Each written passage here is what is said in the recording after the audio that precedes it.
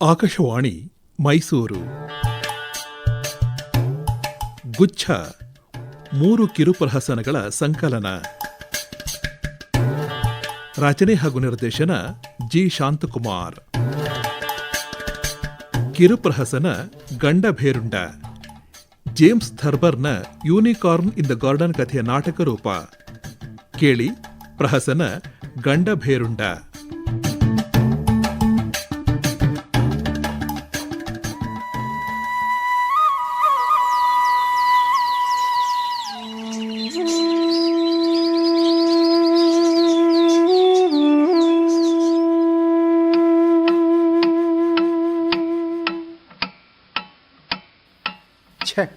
ಬೆಳಿಗ್ಗೆ 7 ಗಂಟೆ ಆದರೂ ಈ ಮನೇಲಿ ಒಂದು ಲೋಟ ಕಾಫಿ ಕೂಡ ಗತಿ ಇರೋಲ್ಲ.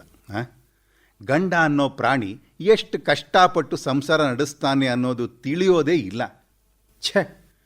ಈ ಸಂಸಾರ ಅಂದ್ರೇ ರೋಸ್ ಹೋಗಿದೆ ನನಗೆ. ಬೆಳಿಗ್ಗೆನೆ ಸುಳ್ಳು ಹೇಳಬೇಡಿ. ಗಡಿಯಾರದಲ್ಲಿ ಇನ್ನೂ 7 ಹೊಡೆದಿದೆ. ದೇವ್ರೇನು ನನಗೆ 4 ಕೈ ಕೊಟ್ಟಿದ್ದಾನ? ಕಷ್ಟಪಡೋ ಗುತ್ತಿಗೆನ ನೀವೇನ ಪಡೆದಿರೋದು? ಕುರ್ಚಿ ಮೇಲೆ ಕೂತ್ಕೊಂಡು ಕಾಫಿ ಅಂತ ಕಿರ್ಚಿದ್ರೆ ಬಂದುಬಿಡುತ್ತಾ? ಮಾಡೋಳು ನಾನೇ ತಾನೆ. ತಗೊಳ್ಳಿ, ಬಾಯಿ ಮುಚ್ಕೊಂಡು ಕುಡೀರಿ. ಒಂದು ಲೋಟ ಕಾಫಿಗೆ ಇಷ್ಟು ಮಾತು ಕೇಳಬೇಕಾಗತ್ತೆ? ಅಲ್ಲ, ಆ ಬಾಯಲ್ಲಿ ಗಂಡ ಅಂತ ಒಂದು ಪ್ರೀತಿ ಮಾತು ಬರುತ್ತಾ? ಬೆಳಿಗ್ಗೆ ಹೇಳ್ತಾನೆ ಬೈಗುಳದ ಮಳೆ ಕೇಳಬೇಕು. ಹೌದ್ರಿ, ಈಗ ನಾನು ಬಾಯಿ ಬಿಟ್ರೆ ಅದು ಬೈಗುಳದ ಹಾಗಿರುತ್ತೆ. ನೀವಾಡೋ ಮಾತು ಜೇನುತುಪ್ಪದಲ್ಲಿ ಅದ್ದಿ ತೆಗೆದ ಹಾಗಿರುತ್ತೆ. ಅಲ್ಲ, ನಿಮ್ಮನ್ನು ಕಟ್ಕೊಂಡು ನನ್ನ ಜೀವನನೇ ನರ್ಕ ಆಗೋಯ್ತು. ನಾನೇನು ಸ್ವರ್ಗ ಸುಖದಲ್ಲಿ ತೇಲಾಡ್ತಾ ಇಲ್ಲ ಕಣೆ.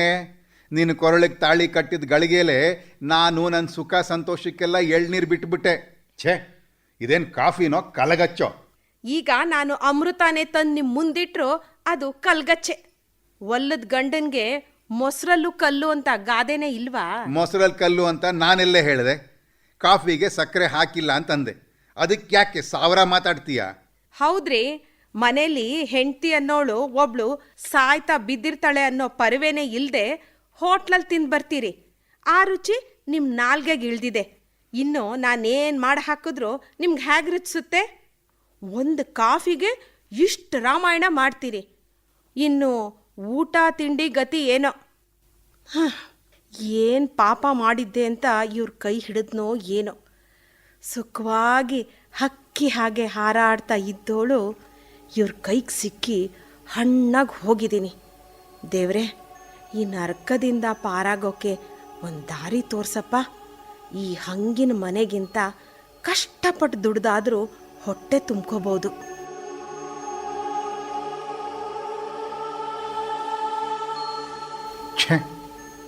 ದೇವ್ರೆ, ಈ ಸಂಸಾರ ಅನ್ನೋ ಕೆಸರಲ್ಲಿ ಹೂತು ಹೋಗೋ ಹಾಗೆ ಯಾಕೆ ಮಾಡಿದೀಯಪ್ಪ?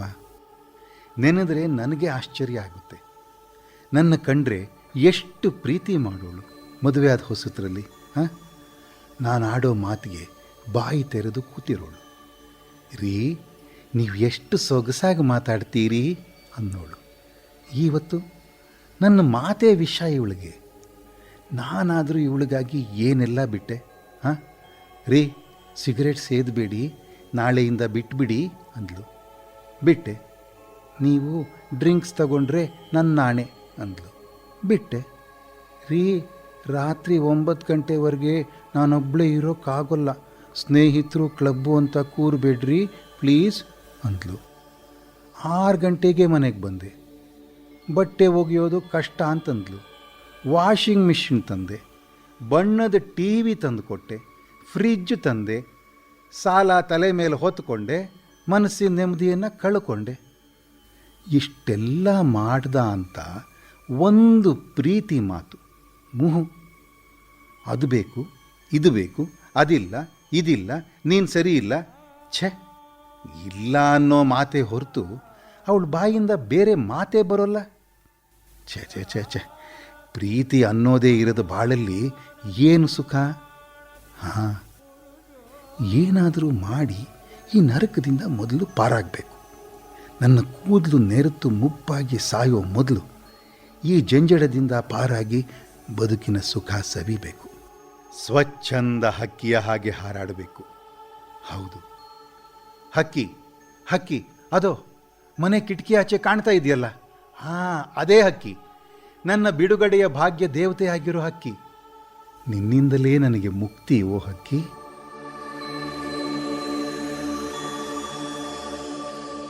ಲೇ ಲೇ ಬಾರೆ ಇಲ್ಲಿ, ನಿನಗೇನೋ ಹೇಳಬೇಕು. ಬರಲ್ಲ ಕಣ್ರಿ, ನನಗೆ ನಿಮ್ಮಿಂದೇನು ಕೇಳಬೇಕಾಗಿಲ್ಲ. ಇಲ್ಲ, ಸಿಕ್ಕಿರೋ ಈ ಅವಕಾಶನ ಬಿಡಬಾರ್ದು. ಹಿಂದೆ ಎಷ್ಟು ಬಾರಿ ಹೊಂದಿ ಬದುಕೋ ಪ್ರಯತ್ನ ಮಾಡಿಲ್ಲ.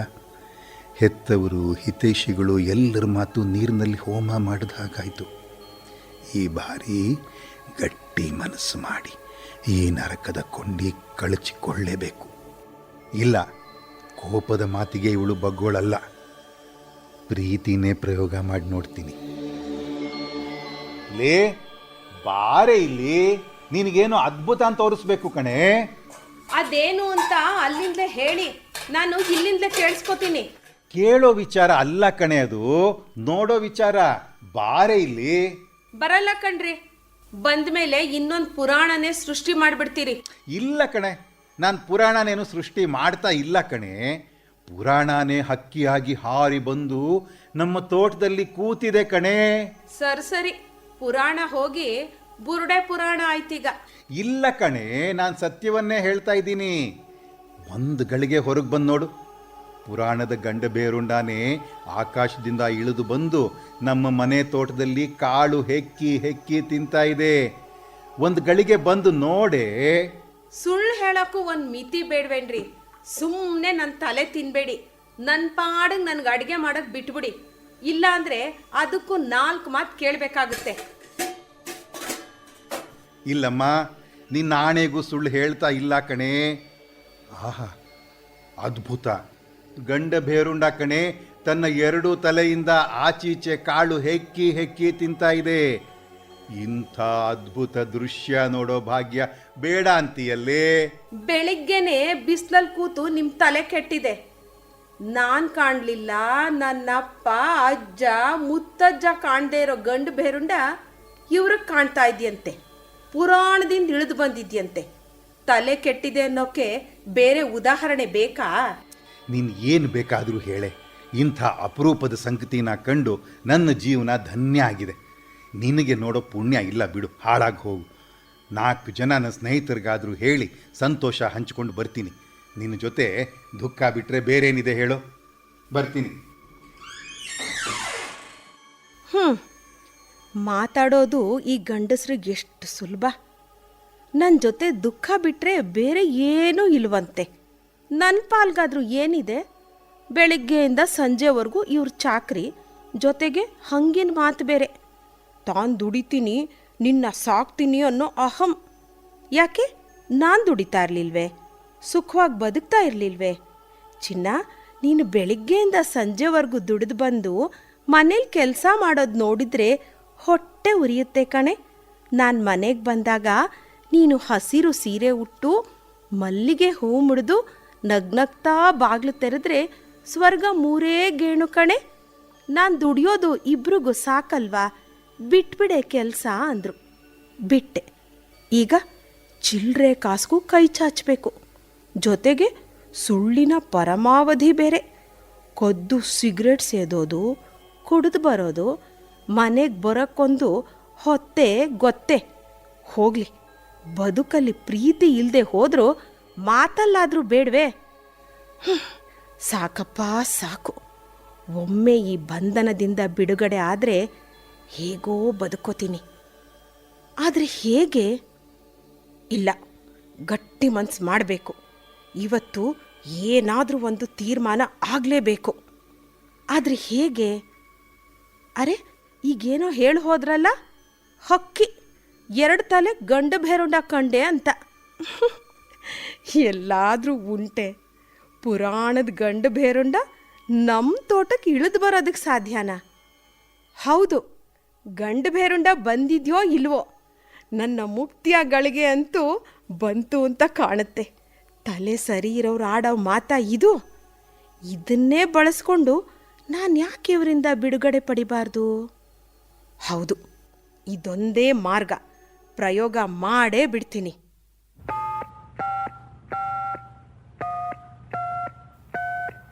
ಹಲೋ, ಮಾನಸಿಕ ಆಸ್ಪತ್ರೆನಾ? ಹಾ ಹೌದಮ್ಮ, ಏನಾಗಬೇಕಿತ್ತು? ಡಾಕ್ಟರ್, ಪ್ಲೀಸ್ ತಕ್ಷಣ ನೀವು ನಮ್ಮ ಮನೆಗೆ ಬರಬೇಕು. ಹಾಗೆ ಬರಬೇಕಾದ್ರೆ ಜೊತೆಗೊಂದಿಬ್ರನ್ನು ಕರ್ಕೊಂಡು ಬನ್ನಿ. ವಿಷಯ ಏನು ಅಂತ ಹೇಳಿಮ್ಮ, ಸುಮ್ಮನೆ ಬನ್ನಿ ಅಂದ್ರೆ? ಹೇಳ್ತೀನಿ ಡಾಕ್ಟ್ರೇ, ಆದರೆ ದಯವಿಟ್ಟು ಮೊದಲು ಇಲ್ಲಿಗೆ ಬನ್ನಿ. ನಮ್ಮ ಮನೆ ಅದೇ ಮೇನ್ ರೋಡ್ನ 3ನೇ ಕ್ರಾಸ್ನಲ್ಲಿ ಎಡಗಡೆಗೆ ಮೊದಲನೇ ಮನೆ. ಪ್ಲೀಸ್ ಬೇಗ ಬನ್ನಿ ಡಾಕ್ಟ್ರೇ.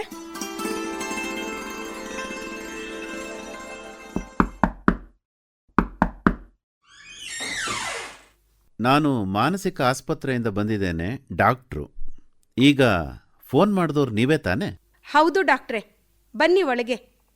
ಸಿದ್ಧವಾಗಿರಿ, ನನ್ನ ಗಂಡ ಇದೀಗ ಬಂದ್ಬಿಡ್ತಾರೆ. ಅವರ ಮಾನಸಿಕ ಸ್ಥಿತಿ ಸರಿ ಇಲ್ಲ. ಏನಾಗಿದೆಯಮ್ಮ? ಇತ್ತೀಚೆಗೆ ಏನೇನೋ ಕಂಡೆ ಅಂತ ಹೇಳ್ತಾ ಇರ್ತಾರೆ. ಇವತ್ತು ಬೆಳಿಗ್ಗೆ ಅಷ್ಟೇ ನಮ್ಮ ತೋಟದಲ್ಲಿ ಗಂಡಭೇರುಂಡ ಹಕ್ಕಿನ ನೋಡಿದ್ರಂತೆ. ಗಂಡಬೇರುಂಡ? ಅದು ಪುರಾಣದ ಕಲ್ಪನೆ ಅಲ್ವೇನಮ್ಮ? ಹೌದು ಡಾಕ್ಟ್ರೇ, ನಾನು ಅದನ್ನೇ ಹೇಳಿದೆ. ಆದರೆ ನನಗೆ ಕಾಣ್ತಾ ಇದೆ, ಎರಡೂ ತಲೆಯಿಂದ ಕಾಳನ್ನ ಹೆಕ್ಕಿ ಹೆಕ್ಕಿ ತಿಂತಾ ಇದೆ. ನಿನಗೆ ನೋಡೋ ಪುಣ್ಯ ಇಲ್ಲ, ಸ್ನೇಹಿತರಿಗಾದರೂ ಹೇಳಿ ಬರ್ತೀನಿ ಅಂತ ಹೋಗಿದ್ದಾರೆ. ಬಂದ ತಕ್ಷಣ ನೀವು ಅವ್ರನ್ನ ಕರ್ಕೊಂಡು ಹೋಗಿ ಚಿಕಿತ್ಸೆ ಕೊಡಬೇಕು ಡಾಕ್ಟ್ರೇ. ಅಲ್ಲಮ್ಮ, ಎರಡೂ ತಲೆಯಿಂದ ಆಚೀಚೆ ಹೆಕ್ಕಿ ತಿನ್ನೋಕ್ಕೆ ಹೇಗೆ ಸಾಧ್ಯ ಅಂತ. ನಾನಲ್ಲ ಡಾಕ್ಟ್ರೆ ಹೇಳ್ತಾ ಇರೋದು, ನಮ್ಮ ಯಜಮಾನ್ರು. ನನಗೆ ಭಯವಾಗ್ತಾ ಇದೆ ಡಾಕ್ಟ್ರೇ, ನೀವು ದಯವಿಟ್ಟು ಅವ್ರಿಗೆ ಚಿಕಿತ್ಸೆ ಮಾಡಬೇಕು. ಮಾಡೋಣಂತೆ. ಆದರೆ ಅವ್ರು ಎಲ್ಲಿದ್ದಾರಮ್ಮ ಈಗ?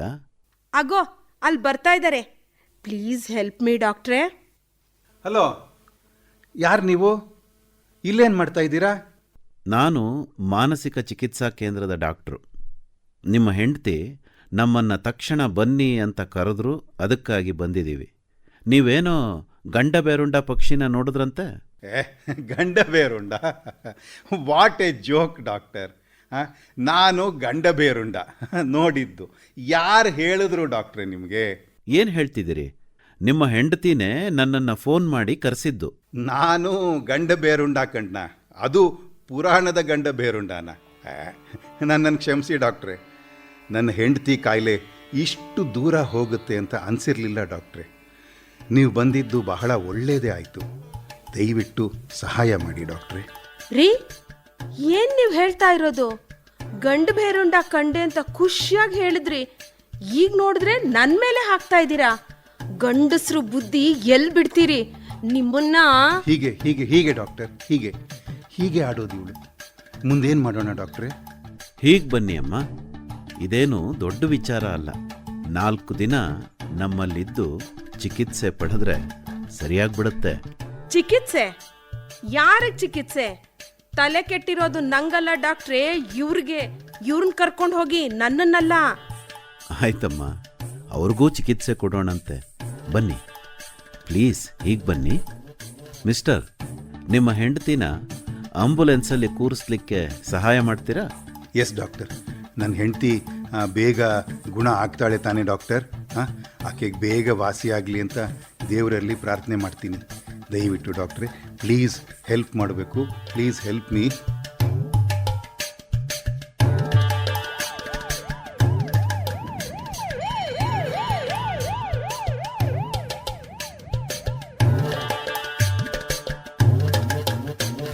ಅಬ್ಬಾ, ಅಂತೂ ಇವಳಿಂದ ಬಿಡುಗಡೆ ಆಯಿತು. ಮನಸ್ಸಿಗೆಷ್ಟು ನಿರಾಳ ಅನ್ನಿಸ್ತಾ ಇದೆ ಅಂದರೆ, ಆದರೆ ನಾನು ಮಾಡಿದ್ದು ಸರಿನಾ? ನಾನು ಮಾಡಿದ್ದು ಸರಿನಾ?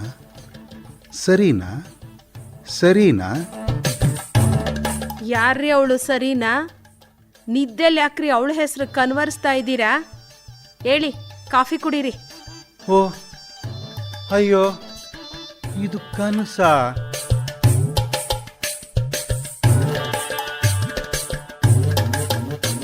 ಗಂಡಭೇರುಂಡ ಪ್ರಹಸನ ಕೇಳಿದ್ರಿ. ಪಾತ್ರವರ್ಗದಲ್ಲಿ ಗಂಡ ಉಮೇಶ್ SS, ಹೆಂಡತಿ R Lokeshwari, doctor N Keshavamurthy.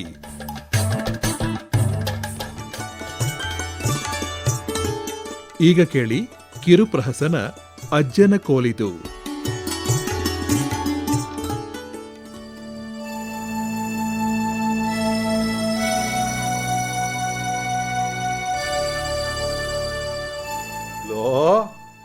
ಪುಟ್ಟ ಪುಟ್ಟ, ಏನು ಮಾಡ್ತಾ ಇದ್ದೀಯೋ? ಏನು ತಾತ, ನಾನೆಷ್ಟು ಸಾರಿ ಹೇಳಲಿ ಹಾಗೆಲ್ಲ ನನ್ನ ಪುಟ್ಟ ಅಂತ ಕರಿಬೇಡಿ ಅಂತ? ಮತ್ತೇನು ಅಂತ ಕರಿಬೇಕು ಮಗು? ನನ್ನ ಹೆಸರು ಪುಟ್ಟ ಅಲ್ಲ, ನಾರಾಯಣ ಅಂತ. ಅಪ್ಪ ನೋಡಿದ್ರೆ ನಾಣಿ ನಾಣಿ ಅಂತಾರೆ. ಅಮ್ಮ ಮತ್ತು ನೀವು ಪುಟ್ಟ ಪುಟ್ಟ ಅಂತೀರಾ. ಹೊರಗಡೆ ನೀನು ನಾರಾಯಣನೇ ಕಣೋ, ನಮಗೆ ನೀನು ಪುಟ್ಟನೇ. ಅದಿರಲಿ, ಈಗ ಏನು ಕರೆದಿದ್ದು ಅದನ್ನು ಹೇಳಿ. ಮಗು, ಅಲ್ಲೆಲ್ಲೋ ನನ್ನ ಊರ್ಗೋಲಿ ಇರಬೇಕು, ಸ್ವಲ್ಪ ತಂದು ಕೊಡ್ತೀಯ ಪುಟ್ಟ? ಹೋಗ್ತಾತ, ಎಲ್ಲೆಂದ್ರಲ್ಲಿ ಅದನ್ನು ಬಿಸಾಕಿರ್ತೀರಿ, ನಾನು ಎಲ್ಲಿ ಅಂತ ಹುಡುಕ್ಲಿ? ಅಲ್ಲ ಮಗು, ನೀನು ಚಿಕ್ಕವನಾಗಿದ್ದಾಗ ಅದನ್ನ ಅಜ್ಜನ ಕೋಲಿದು ಎಣ್ಣೆಯ ಕುದುರೆ ಅಂತ ಹಾಡ್ತಾ ಆಡ್ತಿದ್ಯಲ್ಲೋ. ಹಿಂದೆ ಹಾಡ್ತಾ ಇದ್ದೆ, ಈಗ ಹಂಗೆ ಆಡೋಕ್ಕೆ ಸಾಧ್ಯನಾ ತಾತ? ನನಗೆ ಟೈಮ್ ಇಲ್ಲ. ನಾಳೆ ನನಗೊಂದು ಇಂಟರ್ವ್ಯೂ ಇದೆ, ಅದಕ್ಕೆ ತಯಾರಿ ನಡೆಸ್ಕೋಬೇಕು. ಕೋಲ್ ಎಲ್ಲಿದೆಯೋ ನೀನೇ ಹುಡುಕೋ. ಲೋ ಪುಟ್ಟ ಮಗು, ಸ್ವಲ್ಪ ತಂದು ಕೊಡಪ್ಪ. ಮಗು ಮಗು.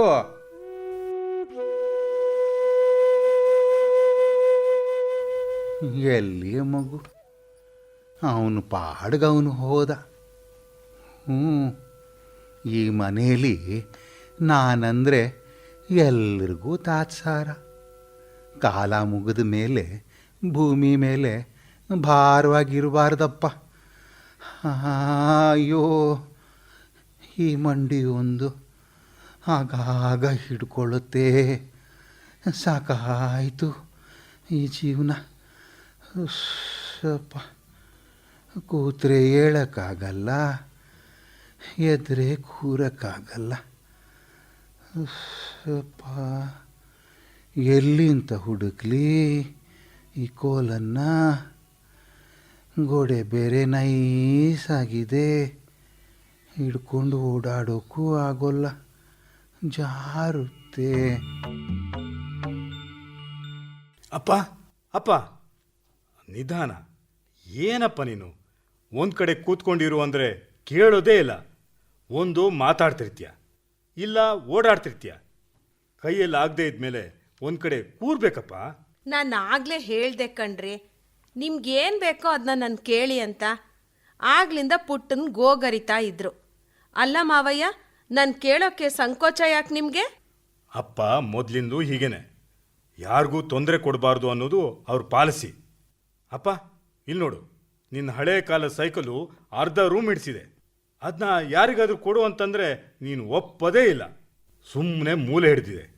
ಕೈಲಾಗದ ಹೊತ್ತಿನಲ್ಲಿ ಅದನ್ನ ದಿನಾ ಒರೆಸ್ತಾ ಇರ್ತೀಯ. ರೀ, ನೀವೋ ನಿಮ್ಮ ಮಾತು.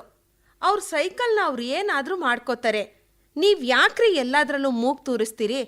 ಆ ಸೈಕಲ್ನ ನೀವೇನಾದರೂ ಹೊತ್ಕೊಂಡಿದ್ದೀರಾ?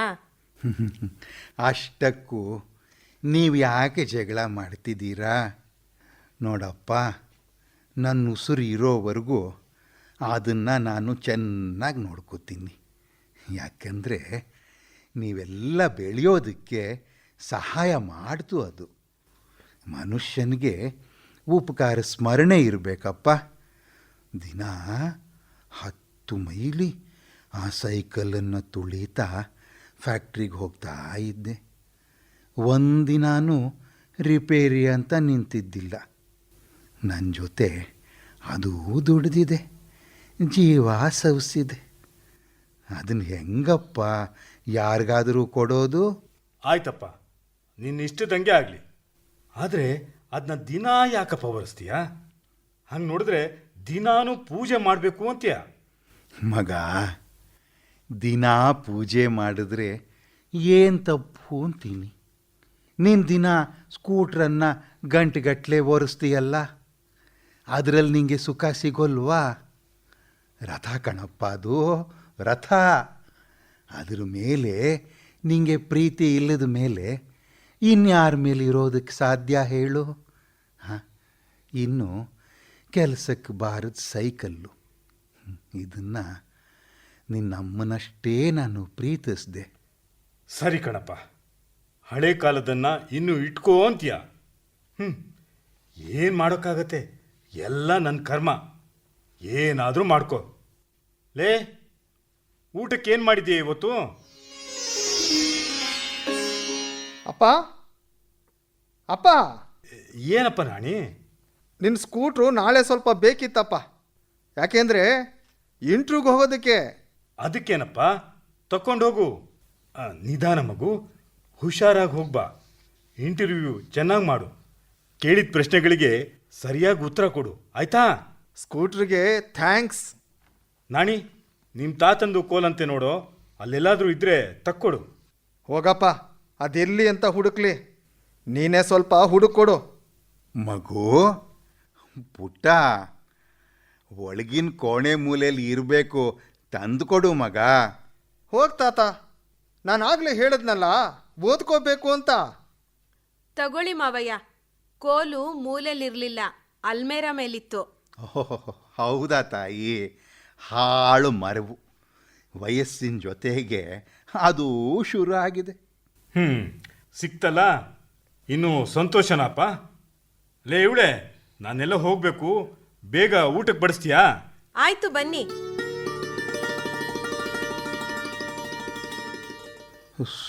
ಸಪ್ಪ, ಅಬ್ಬಾ, ಕೂತ್ ಕಡೆ ಕೂತು ಕಾಲೆಲ್ಲ ಜೋಮಿಡೀತು.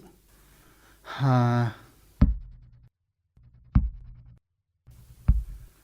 ಹಾಂ, ನನ್ನ ಸೈಕಲ್ಲು, ಮುದ್ದಿನ ಮರಿ, ಅಲ್ಲಲ್ಲ ನನ್ನ ಕುದುರೆ, ರಾಜರ ಕಾಲದ ರಥದ ಹಾಗಿದೆ.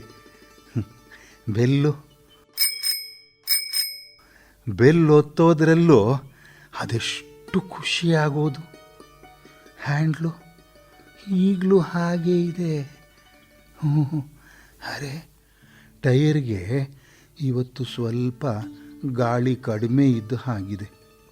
ಪುಟ್ಟ ಬಂದು ಕೂಡಲೇ ಅವನಿಗೆ ಹೇಳಬೇಕು. ಬಟ್ಟೆ ಎಲ್ಲಿ ಹೋಯಿತು? ಓ, ಎಲ್ಲೋಯ್ತೋ ಕಾಣೆ. ಹಾಂ, ಈ ವಸ್ತ್ರದಲ್ಲೇ ಒರೆಸ್ತೀನಿ. ಹಾಂ, ನನ್ನನ್ನು ಯಾರು ನೋಡಬೇಕು? ಅಷ್ಟಕ್ಕೂ ಹೊರಗೆಲ್ಲಿ ಹೋಗ್ತಾ ಇದ್ದೀನಿ ಈಗ. ಎಷ್ಟು ದಿನ ಆತಪ್ಪ ಈ ಸೈಕಲನ್ನು ಹೊರಗೆ ತೆಗೆದು. ಪುಟ್ಟುಗೆ ಹೇಳಿ ಆಯಿಲ್ ಬಿಡಿಸ್ಬೇಕು, ಮುಂದೆ ಅವನಿಗೇ ಆಗುತ್ತೆ. ಓಹ್, ಮತ್ತೆ ಸ್ಕೂಟ್ರ್ ಓಡಿಸೋ ಕಾಲದಲ್ಲಿ ಈ ಸೈಕಲನ್ನೆಲ್ಲಿ ತುಳಿತಾನೆ ಅವನು. ಈಗ ಸ್ವಲ್ಪ ನೆಮ್ಮದಿ ಆಯಿತು. ಒಂದು ಕಾಲದಲ್ಲಿ ಹೇಗಿತ್ತು ಈ ಸೈಕಲ್ಲು, ಅದ್ರ ಮೇಲೆ ಸವಾರಿ ಮಾಡೋದೇ ಒಂದು ಖುಷಿ.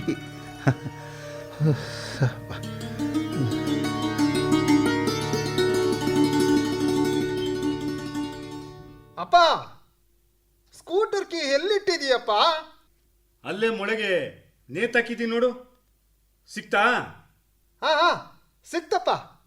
ಪುಟ್ಟ, ಇಂಟರ್ವ್ಯೂಗೆ ಹೊರಟಿಯನಪ್ಪ? ಅಪ್ಪನಿಗೆ ಅಮ್ಮನಿಗೆ ನಮಸ್ಕಾರ ಮಾಡಿದ್ಯಾ? ಹೋಗ್ತಾತ, ನಮಸ್ಕಾರ ಯಾರು ಮಾಡ್ತಾರೆ? ಅವ್ರ ಆಶೀರ್ವಾದ ಇದ್ದೇ ಇರುತ್ತೆ. ನಿನ್ನ ಸೈಕಲ್ ಬೇರೆ ಅಡ್ಡ ಇದೆ, ತೆಗೆದಿಡಬೇಕು. ನಿಧಾನ ಕಣಪ್ಪ, ಎತ್ತಿ ಕುಕ್ ಬಿಡಬೇಡ. ಏನು ತಾತ, ಹಳೆ ಕಾಲದ ಸೈಕಲ್ನ ಎಷ್ಟು ನಾಜೂಕಾಗಿ ನೋಡ್ಕೋತಿದ್ದೀರಾ? ಅದಲ್ಲದೆ ಮತ್ತೇನು ಕೆಲಸ ಇದೆಯಪ್ಪ ನನಗೆ? ಹೋಗ್ಲಿ ಬಿಡು ತಾತ.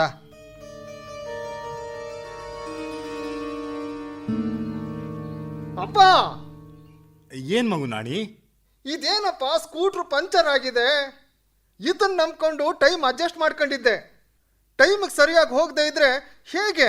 ಛೇ, ಎಂಥ ಕೆಲಸ ಆಯಿತು. ನಿನ್ನೆನೆ ನೋಡ್ಕೋಬಾರ್ದಿತ್ತೇನೋ ನಾಣಿ. ಹೋಗ್ಲಿ, ಬಸ್ಸಿಗಾದ್ರೂ ಹೋಗಪ್ಪ. ಬಸ್ಸೇನು ಸರಿಯಾದ ಸಮಯಕ್ಕೆ ಹೋಗುತ್ತಾಪ? ಹೊತ್ತು ಬೇರೆ ಆಗೋಗಿದೆ. ಏನು ಮಾಡೋದು ಇವಾಗ? ಈ ಕಡೆ ಆಟೋ ಬರೋದು ಕಡಿಮೆ. ಮಗು, ಪುಟ್ಟ, ನಂದೊಂದು ಮಾತು ಹೇಳ ಮಗು. ನನ್ನ ಸೈಕಲ್ನೇ ಯಾಕೆ ತಗೊಂಡು ಹೋಗಬಾರ್ದು ನೀನು? ಹಾಂ, ನಿಮ್ಮ ಸೈಕಲ್ನೇ. ನಾನು ಹೋದಂಗಾಯ್ತು. ಯಾಕೆ ಮಗ ಹಂಗಂತೀಯ? ನೋಡು ಮಗು, ಈಗಲೂ ಅದು ಸರಿಯಾಗೇ ಇದೆ. ಅದನ್ನು ತುಳಿದ್ರೆ ನಿನ್ನ ಸ್ಕೂಟ್ರ್ ಹೋದಂಗೆ ಹೋಗುತ್ತೆ. ಹಾಂ, ಇದನ್ನೇ ತಗೊಂಡೋಗು ಮಗ. ತಗೊಂಡು ಹೋಗೋ ನಾಣಿ.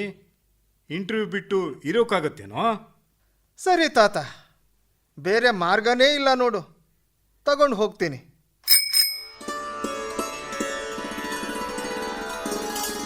ಅಪ್ಪ ಅಪ್ಪ, ತಾತ ತಾತ.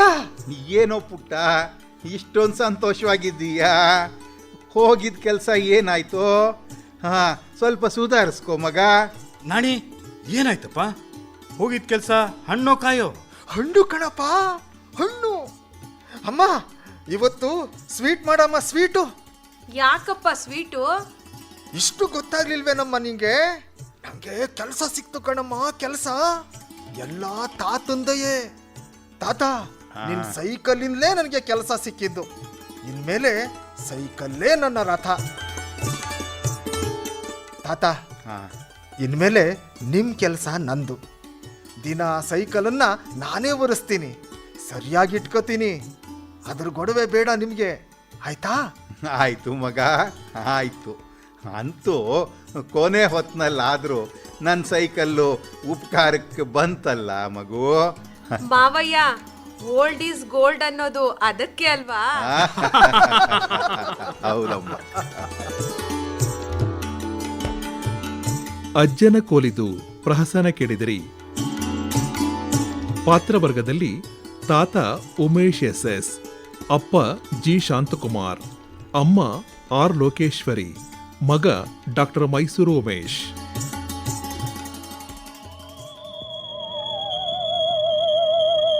ಈಗ ಕಿರುಪ್ರಹಸನ ಭೂತ.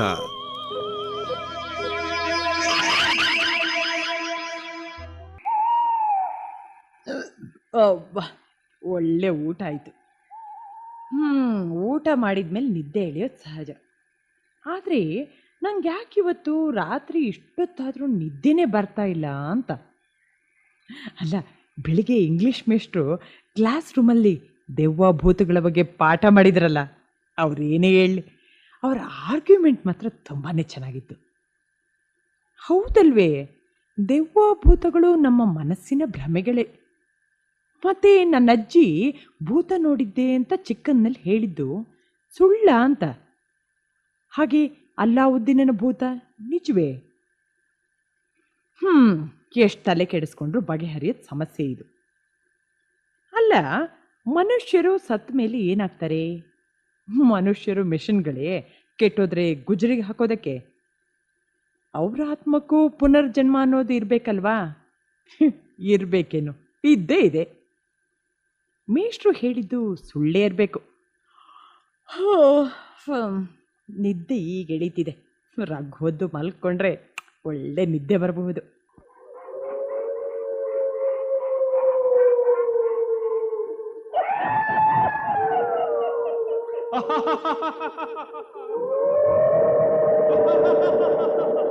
ಅರೆ, ಇದೇನಿದು?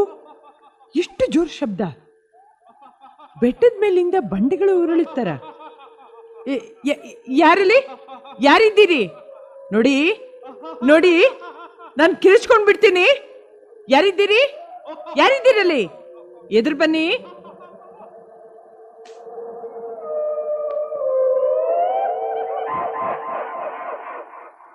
ನಾನು ಭೂತ.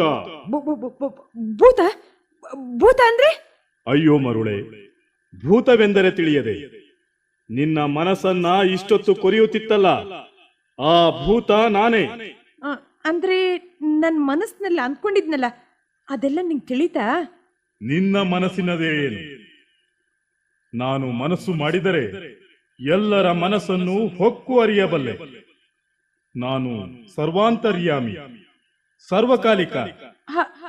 ಹಾಗಾದ್ರೆ ಬೆಳಿಗ್ಗೆ ನಮ್ಮ ಮೇಷ್ಟ್ರು ಹೇಳಿದ್ದು ಕೇಳಿರ್ಬೇಕಲ್ವೇ? ಕೇಳದೆ ಏನು? ಆತ ತಾನೇ ಮಹಾಬುದ್ಧಿವಂತನೆಂದು ತಿಳಿದಿರುವಂತಿದೆ. ದೆವ್ವ ಭೂತಗಳ ಬಗ್ಗೆ ಆತನ ನಿರ್ಲಕ್ಷ್ಯ ತರವಲ್ಲ. ನೀನು ಬುದ್ಧಿವಂತೆ ಹಾಗೂ ನಮ್ಮ ಬಗ್ಗೆ ನಂಬಿಕೆ ಇಟ್ಟುಕೊಂಡಿರುವವಳು. ಹಾಗಾಗಿ ನಿನ್ನ ಮುಂದೆ ಪ್ರತ್ಯಕ್ಷನಾದೆ. ನನ್ನೊಂದಿಗೆ ಮಾತನಾಡುವಾಗ ನಿನಗೆ ಭಯ ಬೇಡ, ನಿರ್ಭಯವಾಗಿ ಮಾತಾಡು. ಅಲ್ಲ ಭೂತರಾಯ, ಈ ದೆವ್ವ, ಪಿಶಾಚಿ, ಬೇತಾಳ ಮತ್ತೆ ನೀನು ಇದೆಲ್ಲ ಒಂದೇನೋ ಅಥವಾ ಬೇರೆ ಬೇರೆನೋ? ಒಳ್ಳೆಯ ಪ್ರಶ್ನೆಯನ್ನೇ ಕೇಳಿದೆ. ನಿನಗೆ ಕುತೂಹಲವೂ ಹೆಚ್ಚು ಅಂತ ಇದರಿಂದ ತಿಳಿಯುತ್ತದೆ. ನಮ್ಮ ಅತಿಮಾನುಷ ಜಗತ್ತಿನಲ್ಲಿ ಅವರದೇ ಆದ ಪದವಿಗಳಿವೆ. ಹಾಗಾಗಿ ಇವೆಲ್ಲ ಬೇರೆ ಬೇರೆಯೇ. ಇವುಗಳಲ್ಲೆಲ್ಲ ನಾವೇ ಶ್ರೇಷ್ಠರು. ಆದರೆ ಆ ದೆವ್ವಗಳ ಬಗ್ಗೆ ನಮ್ಮಲ್ಲಿ ಜುಗುಪ್ಸೆ ಇದೆ. ಯಾಕೆ ಅಂದ್ರೆ ಅವು ತಾವೇ ಶ್ರೇಷ್ಠ ಎಂದು ತಿಳಿದುಕೊಂಡಿವೆ. ಓಹೋ, ನಿಮ್ಮಲ್ಲೂ ಒಳ ಜಗಳಗಳು ಇರುವಂತಿದೆಯಲ್ಲ? ಯಾರಲ್ಲಿಲ್ಲ? ನಾನು ನಿನ್ನ ಹಾಗೆ ಜೀವಿಯಾಗಿದ್ದಾಗ ಕೇಳಿ ಮತ್ತೆ ಓದಿ ತಿಳಿದಿದ್ದೆ. ದೇವಾನು ದೇವತೆಗಳಲ್ಲೂ ಈ ರೀತಿ ಜಗಳ ಇತ್ತಂತೆ. ಯಾರಲ್ಲಿ ಇರೋದಿಲ್ಲ ಹೇಳು? ಅದೇ ಅದೇ ಅಂದ್ಕೊಳ್ತಿದ್ದೆ. ಅಲ್ಲಾವುದ್ದೀನನಿಗೆ ಭೂತ ಒಂದು ಹೆಚ್ಚಾಗಿ ಸಹಾಯ ಮಾಡ್ತಾ ಅವನ ಗುಲಾಮನಾಗಿತ್ತಂತಲ್ಲ. ನೀನು ನೀನು ನನ್ನ ಗುಲಾಮನಾಗೋದಕ್ಕೆ ಬಂದಿದೀಯಾ? ನಿಮ್ಮ ಮನುಷ್ಯ ವರ್ಗದಲ್ಲಿ ಸ್ವಾರ್ಥಿಗಳೇ ಹೆಚ್ಚು. ಅಲ್ಲಾವುದ್ದೀನ್ ಆ ಭೂತವನ್ನ ಬಂಧನದಿಂದ ಬಿಡುಗಡೆ ಮಾಡಿದ. ಹಾಗಾಗಿ ಆ ಭೂತ ಅವನಿಗೆ ನಿಷ್ಠವಾಗಿತ್ತು. ಇದು ಒಬ್ಬರಿಗೊಬ್ಬರು ಸಹಾಯ ಮಾಡೋದು ಅಷ್ಟೇ.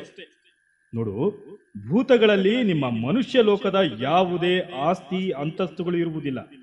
ಜೊತೆಗೆ ಇಲ್ಲಿ ಎಲ್ಲರೂ ಸಮಾನರೇ. ಹಾ, ಅಂದ್ರೆ ನೀವೆಲ್ಲ ಸಮತಾವಾದವನ್ನ ಪ್ರತಿಪಾದಿಸ್ತೀರ ಅಲ್ವಾ? ಸಮತಾವಾದವೋ ಸಮಾಜವಾದವೋ ಬರೀ ಮಜವಾದವೋ ಅದೆಲ್ಲ ತಿಳಿಯದು. ನಾನು ಭೂತನಾಗಿ ನನ್ನ ಆಯುಷ್ಯ 1000 ವರ್ಷಗಳಲ್ಲೂ ಈ ಬಗೆಯ ಯಾವುದೇ ವಿಭಾಗಗಳನ್ನು ನಮ್ಮಲ್ಲಿ ಕಂಡಿಲ್ಲ. ಏನು, ನಿನಗೆ ಭೂತನಾಗಿ 1000 ವರ್ಷ ವಯಸ್ಸೇ? ಇದೇನು ಆಶ್ಚರ್ಯದಿಂದ ಕೇಳುತ್ತಿದ್ದೀಯಾ? ನನಗಿಂತ ಹೆಚ್ಚಿನ ವಯಸ್ಸಿನವರು ನಮ್ಮಲ್ಲಿ ಇದ್ದಾರೆ ಗೊತ್ತಾ? ನಮ್ಮ ಲೋಕದಲ್ಲಿ ಪ್ರತಿ ಕ್ಷಣಗಳಲ್ಲೇ 1000 ನಾವು ಸೃಷ್ಟಿಯಾಗಬಲ್ಲೆವು. ನೀನು ಸರ್ವಂತರ್ಯಾಮಿ ಅಂದ್ಯಲ್ಲ, ಅದು ಹೇಗೆ? ಅಯ್ಯೋ ಮರುಳೆ, ಅಷ್ಟು ತಿಳಿಯುವುದಿಲ್ಲವೇ? ಮನುಷ್ಯರ ಹೊಟ್ಟೆಗೆ ಬೆನ್ನು ಹೇಗೋ ಹಾಗೆ ಕಾಲಕ್ಕೆ ಬೆನ್ನು ನಾವು. ಅಂದರೆ ವರ್ತಮಾನಕ್ಕೆ ಹೊಟ್ಟೆ, ಭವಿಷ್ಯವಾದರೆ ಬೆನ್ನು ನಾವು. ಹಾಗಾಗಿ ನಾವಿಲ್ಲದೆ ಯಾವುದರ ಅಥವಾ ಯಾರ ಭವಿಷ್ಯವೂ ರೂಪುಗೊಳ್ಳುವುದಿಲ್ಲ. ತಿಳಿಯುತ್ತೆ? ಅಯ್ಯೋ ಅಯ್ಯೋ, ನಂಗಂತೂ ಇದೆಲ್ಲ ತಿಳಿಯೋದಿಲ್ಲ ಭೂತರಾಯ. ನೀನು ಒಳ್ಳೆ ತತ್ವಜ್ಞಾನಿಯಂತೆ ಮಾತಾಡ್ತಿದ್ಯಾ. ಅಲ್ಲ, ಮೂಲ ಜನ್ಮದಲ್ಲಿ ಏನಾದ್ರೂ ಅರಿಸ್ಟಾಟಲ್ ಪಕ್ಕದಲ್ಲಿ ಏನಾದ್ರೂ ಇದ್ಯೇನು ನೀನು? ಛೇ, ನಾನು ವಿದೇಶಿ ಅಲ್ಲ, ಸ್ವದೇಶಿ. ಕಾಲಕ್ಕೆ ತಕ್ಕ ಹಾಗೆ ನಮ್ಮ ಭಾಷೆಯಷ್ಟೇ ಬದಲಾವಣೆಯಾಗಿದೆಯೇ ಹೊರತು ನಮ್ಮ ಸಂಸ್ಕೃತಿ ಮನುಷ್ಯರ ಹಾಗೆ ಕಲುಷಿತವಾಗಿಲ್ಲ. ನಿಮ್ಮದು ಒಂದು ಸಂಸ್ಕೃತಿ ಅಂತಿದೆಯೇ? ಯಾಕಿಲ್ಲ? ಮನುಷ್ಯರಿಗಷ್ಟೇ ಸಂಸ್ಕೃತಿ ಪ್ರಜ್ಞೆ ಅನ್ನೋದು ಇದೆ ಎಂದು ತಿಳಿದಿದ್ದೀಯಾ? ಹಾಗೇನಾದರೂ ತಿಳಿದಿದ್ದರೆ ಅದು ನಿನ್ನ ತಪ್ಪು ಕಲ್ಪನೆ. ಕೇಳು, ಜಗತ್ತಿನ ಸಕಲ ಜೀವರಾಶಿಗಳು ಅವುಗಳದ್ದೇ ಆದ ಸಂಸ್ಕೃತಿಯನ್ನು ಕಟ್ಟಿಕೊಂಡಿರುತ್ತವೆ. ನೀನು ನೋಡಿರಬೇಕಲ್ಲ, ಒಂದು ಅನ್ನದ ಅಗುಳನ್ನು ಕಂಡರೆ ಕಾಗಿಗಳು ಹೇಗೆ ಒಟ್ಟುಗೂಡುತ್ತವೆ, ಹಾಗೆ ಇರುವೆಗಳು ಹೇಗೆ ಸಾಲು ಕಟ್ಟುತ್ತವೆ, ಪಕ್ಷಿಗಳು ಸಂತಾನ ಅಭಿವೃದ್ಧಿಗಾಗಿ ದೇಶ ದೇಶಗಳಿಗೆ ವಲಸೆ ಹೋಗುತ್ತವೆ. ಇವನ್ನೆಲ್ಲ ಸೂಕ್ಷ್ಮವಾಗಿ ಗಮನಿಸಿದರೆ ನಿನಗೇ ತಿಳಿಯುತ್ತಿತ್ತು. ಹಾಗೆಯೇ ನಮ್ಮಲ್ಲೂ ನಮ್ಮದೇ ನೀತಿ, ನಿಯಮ, ಸಂಸ್ಕೃತಿ ಅನ್ನೋದು ಇದ್ದೇ ಇದೆ. ನೀನ್ ಬಾಯಿ ತೆರೆದ್ರೆ ಬರೀ ತರ್ಕದ ಮಾತನ್ನೇ ಆಡ್ತೀಯ. ನೋಡು, ತರ್ಕವೋ ವಿತರ್ಕವೋ ಅಂತೂ ಈಗ ನನ್ನೊಟ್ಟಿಗೆ ಮಾತಾಡ್ತಿದೀಯಲ್ಲ, ಅದು ಸತ್ಯ ತಾನೇ? ಸತ್ಯವನ್ನು ತಾರ್ಕಿಕವಾಗಿ ವಿಶ್ಲೇಷಿಸುವುದಕ್ಕೆ ಸಾಧ್ಯವೇ? ಇವೆಲ್ಲ ಸತ್ಯದ ಒಂದು ಮುಖ ಮಾತ್ರ. ಉದಾಹರಣೆಗೆ ನೋಡು, ಈಗ ನಿನ್ನೆದುರು ಮೇಜು ಕಾಣಿಸುತ್ತಿದೆಯಲ್ಲವೇ? ಹೌದು. ಪೂರ್ಣವಾಗಿ ನಿನಗೆ ಕಾಣಿಸುತ್ತಿದೆಯೇ? ಮೇಜಿನ ಒಂದು ಪಾರ್ಶ್ವ ಮಾತ್ರ ನಿನ್ನ ದೃಗ್ಗೋಚರವಾಗುತ್ತೆ. ಉಳಿದ ಭಾಗ ನೋಡೋಕಂತೂ ಸಾಧ್ಯವಿಲ್ಲ. ಎಲ್ಲವನ್ನೂ ಸಮಗ್ರವಾಗಿ ನೋಡೋಕೆ ಏನ್ ಮಾಡ್ಬೇಕು ಭೂತ? ಮರುಳೆ, ಒಂದು ಗಾಳಿಯಾಗಬೇಕು ಅಥವಾ ನಿರಾಳವಾಗಬೇಕು ಅಷ್ಟೇ, ಅದು ಸತ್ಯ. ಅಯ್ಯೋ ಭೂತ್ವೇ, ನಿನ್ನ ಈ ಮಾತುಗಳು ನನ್ಗೆ ತಲೆ ಕೆಡಿಸ್ತಾ ಇದೆ. ನನ್ಗೆ ಅರ್ಥವಾಗೋ ಹಾಗೆ ಸ್ವಲ್ಪ ಸರಳವಾಗಿ ಹೇಳ್ಬೋದಲ್ವಾ? ತರ್ಕದ ಮಾತುಗಳೇ ಹಾಗೆ, ಸರಳ ಮಾತುಗಳಿಗೆ ದಕ್ಕುವುದಿಲ್ಲ. ಹ್ಮ್. ಆ, ಇದಕ್ಕಿಂತ ಸರಳವಾಗಿ ನಿನ್ನ ಆ ಉಪನ್ಯಾಸಕರು ಕೂಡ ಹೇಳಲಾರರು. ಓಹೋ, ತರ್ಕದ ಮಾತುಗಳು ಇಷ್ಟು ಗೋಜಲಾಗಿರೋದ್ರಿಂದಾನೇ ಅದಕ್ಕೊಂದು ಗಾಂಭೀರ್ಯತೆ ಬಂದಿದೆಯಲ್ವೇ? ನೀನು ಹೇಳಿದ್ದು ನಿಜ. ಈಗ ನನ್ನ ಮಾತನ್ನೇ ತಗೋ. ನಾನು ಲಘುವಾಗಲು ಸಾಧ್ಯವೇ? ಅಥವಾ ನನ್ನ ಅಳತೆ ತೂಕವನ್ನು ಅಳೆಯಲು ಸಾಧ್ಯವೇ? ಅಥವಾ ನನ್ನ ಆಕಾರ ಮಾತಿಗೆ ನಿಲುಕುವುದೇ? ಹಾಗಾಗಿ ನಾನು ಸರಳವಾಗಿ ಮಾತನಾಡಲು ಸಾಧ್ಯವಿಲ್ಲ. ನಾನು ಸರಳ ಅಲ್ಲ. ಸರಳ ಅಲ್ಲ ಅಂದ್ರೆ ಹೇಗೆ ಭೂತ? ಈಗ ನೋಡು, ನಿಮ್ಮಲ್ಲಿ ಭೂತಾರಾಧನೆ ಇದೆಯಲ್ವೇ? ಭೂತದ ಬಗ್ಗೆ ಯಾರೂ ಲಘುವಾಗಿ ಮಾತನಾಡುವುದಿಲ್ಲ, ಪೂಜಿಸುತ್ತಾರೆ. ಭೂತ, ಆ ಪೂಜೆ ಎಲ್ಲ ಭಯದ ಅತಿರೇಕಗಳೇ ಅಲ್ವೇ? ಯಾಕೆಂದ್ರೆ ನಿಮ್ಮನ್ನೆಲ್ಲ ಪೂಜಿಸೋದು ಭಯದ ಒಂದು ರೂಪವೇ. ನಮ್ಮಲ್ಲಿ ಈ ಭೂತದ ಬನಗಳಿವೆಯಲ್ಲ, ನಿಮ್ಮಗಳ ಭಯದ ಕಾರಣದಿಂದಾಗಿ ಬನ ಈಗಲೂ ಸುರಕ್ಷಿತವಾಗಿವೆ. ನಿಜಕ್ಕೂ ತಮಾಷೆಯ ವಿಷಯವೇ. ಕಳ್ಳತನ ತಪ್ಪಿಸಲು ನಮ್ಮ ಹೆಸರನ್ನು ಬಿಡದೆ ಬಳಸಿಕೊಳ್ಳುತ್ತಿರುವುದು ನಿಜಕ್ಕೂ ವಿಶೇಷ. ಯಾಕೆ ಅಂದ್ರೆ ಗಾಳಿಗೆ ಗಾಳಿಯಾಗಿ, ನೀರಿಗೆ ನೀರಾಗಿ, ಆಕಾಶಕ್ಕೆ ಆಕಾಶವಾಗಿ ಹರಡಿ ವಿಹರಿಸುವುದೇ ನಮ್ಮ ಕೆಲಸ. ಹಾಗಾದಾಗ ಯಾವುದೋ ಒಂದೇ ಬನವನ್ನು ಕಾಯುವುದು ಅಂತ ಅಲ್ಲ. ಭಯದ ವಾತಾವರಣ ಎಲ್ಲೆಲ್ಲಿ ಇರುತ್ತದೋ ಅಲ್ಲೆಲ್ಲ ನಾವೇ ಇರುತ್ತೇವೆ. ಭಯ ಮತ್ತು ಭೂತ ಅಣ್ಣ ತಮ್ಮಂದಿರಿದ್ದ ಹಾಗೆ. ಅಥವಾ ಮನುಷ್ಯನ ಮನಸ್ಸಿನ ಮೂಲೆಯಲ್ಲಿ ಸುಪ್ತಾವಸ್ಥೆಯಲ್ಲಿರುವ ಭಯಕ್ಕೆ ನಮ್ಮ ರೂಪವಷ್ಟೇ ಆರೋಪಿಸಲಾಗುತ್ತದೆ.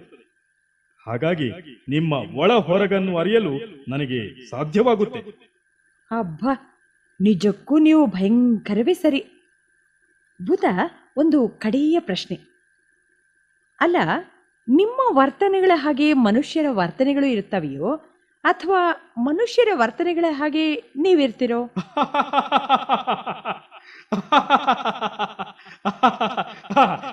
ಬಹಳ ಮುಖ್ಯವಾದಂತ ಪ್ರಶ್ನೆಯನ್ನೇ ಕೇಳಿದೆ. ಇದಕ್ಕೆ ಉತ್ತರವನ್ನು ನೀನೇ ಕಂಡುಕೊಂಡರೆ ಚೆನ್ನ. ಬರುತ್ತೇನೆ.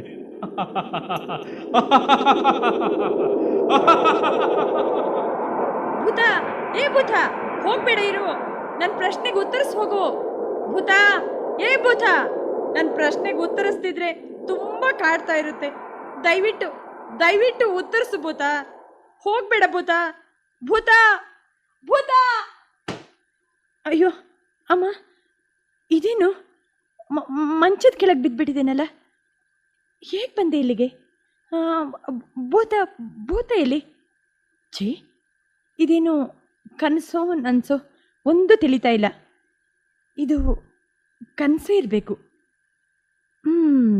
ಕನಸೇ?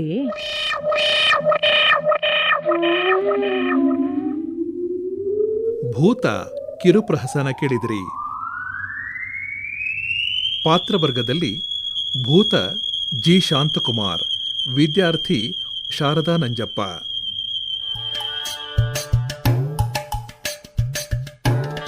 ಗುಚ್ಛ 3 ಕಿರುಪ್ರಹಸನಗಳ ಸಂಕಲನ ಕೇಳಿದಿರಿ. ನಿರ್ಮಾಣ ಸಹಾಯ ಕಾರ್ತಿಕ್ ಎಂಎಸ್. ಈ 3 ಪ್ರಹಸನಗಳ ರಚನೆ, ನಿರ್ದೇಶನ ಹಾಗೂ ನಿರ್ಮಾಣ ಜಿ ಶಾಂತಕುಮಾರ್. ಈ ಕಾರ್ಯಕ್ರಮ ಆಕಾಶವಾಣಿ ಮೈಸೂರು ಕೇಂದ್ರದಿಂದ ಮೂಡಿಬಂತು.